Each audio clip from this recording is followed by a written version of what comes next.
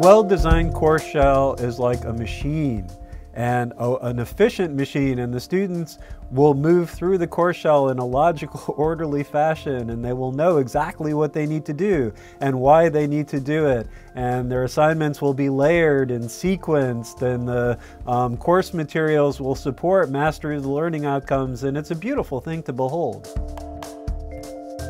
Since online students don't meet in person each week, it is really important to make sure that you provide a really well-organized and structured course. And I like to consolidate my content and group it by week so that my students focus on one topic each week. They start and they work through the content, and at the end of the week they submit their assignments. So I'll have them read, and then they'll do a reading review, and then they'll watch my lecture presentation, and then from there they'll work on some worksheets, and then they'll do the graded homeworks. And then their week's over and they'll start with a new topic.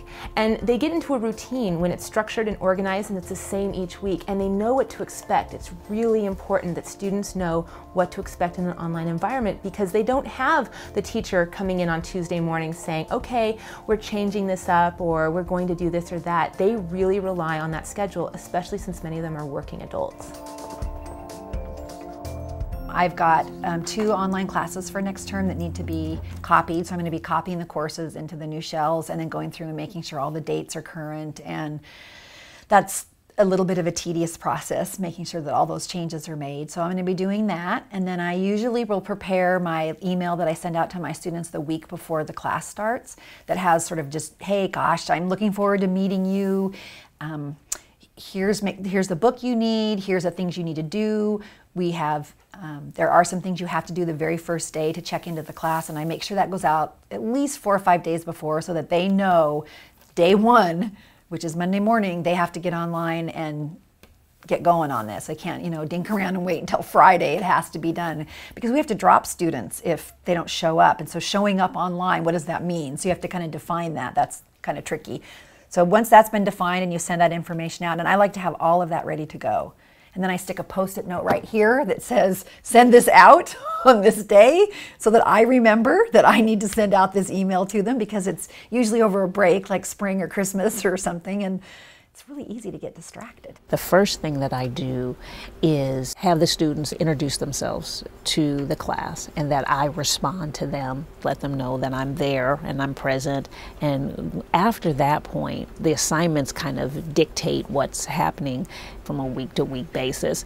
So, the first week is probably the most hands-on, and then after that I'm just kind of managing things and popping in and out of discussions and just kind of engaging students. But the class just kind of runs itself until the end of the term, when the final comes. Just like in a face-to-face class, everyone's kind of anxiety heightens up, and that's when I design these conferences that I do over the phone to kind of lower that anxiety for the students, and then of course for me at the same time. And in doing that, it allows the stress level for everyone to be lowered and to go into the final and end up the term kind of on a high note instead of on an anxious note.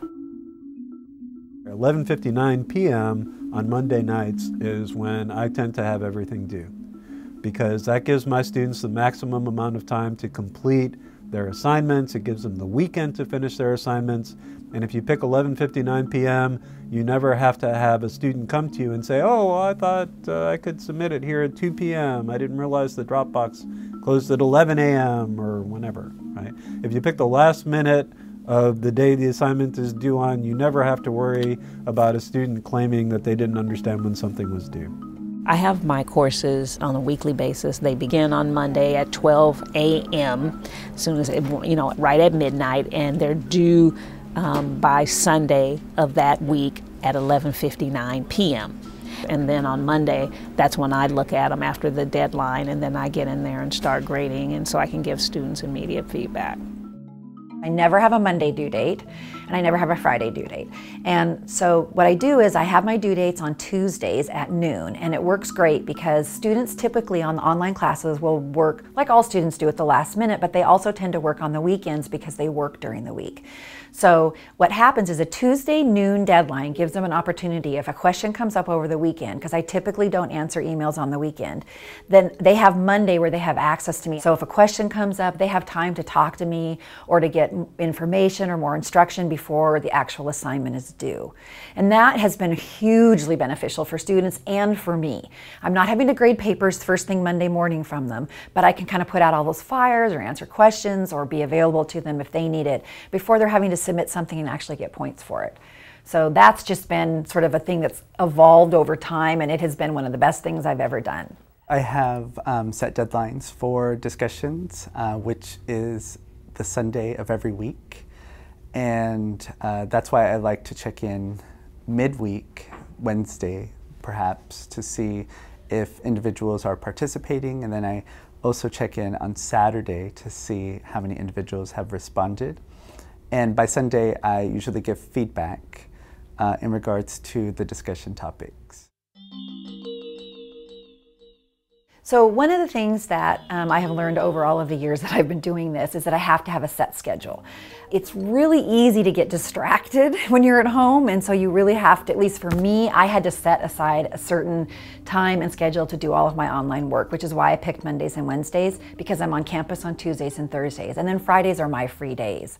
Well, I like being able to work online and then go do my own things, and then if I have an appointment or schedules or meetings or whatever things I need to do, I like being able to have the flexibility of being able to do that.